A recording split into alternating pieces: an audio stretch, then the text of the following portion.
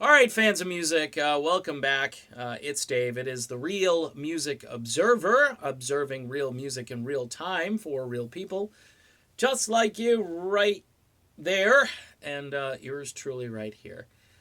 Stevie Nicks, there's got to be more to her getting Lindsey Buckingham fired than just intro music to a special event, okay, this benefit thing that they were doing, Music Cares, and a smirk, okay? And so the smirk and the music intro is the reason that you're going to get rid of one of the most important figures in rock history in the last 40 or 50 years. That would be Lindsey Buckingham. Let's just be frank. I mean, some people think he's a genius. He's like a, Brian Wilson protege and so forth.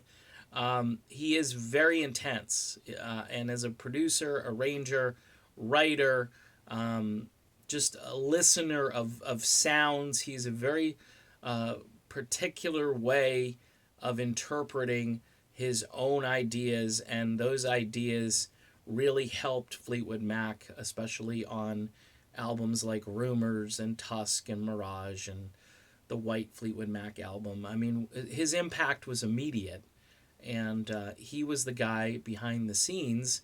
And during the late 70s, a lot of people, like Walter Egan, they wanted to work with Lindsey Buckingham because they knew this guy had something. He's pretty much a musical genius. So why do you get rid of the musical genius? I talked a while ago about this book that came out last year, and it certain videos you'll find them on YouTube, and they talk at length about these abuse allegations that were from a very long time ago when Lindsey and Stevie were actually together as a romantic couple. It's weird though that Stevie Nicks remained with Lindsey Buckingham on stage and in all kinds of situations. There are a lot of pictures where they pose, and Lindsey has kind of his arm around Stevie and so forth. I mean, if you were really that repulsed by someone at that point, I don't think you would have that kind of relationship, even just for you know photographic purposes or whatever. Trying to market your tour and so forth.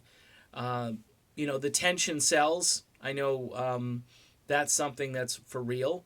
So I can understand maybe taking advantage of that, and that fuels the fire, that fuels the passion for the performance and for the songwriting and so forth.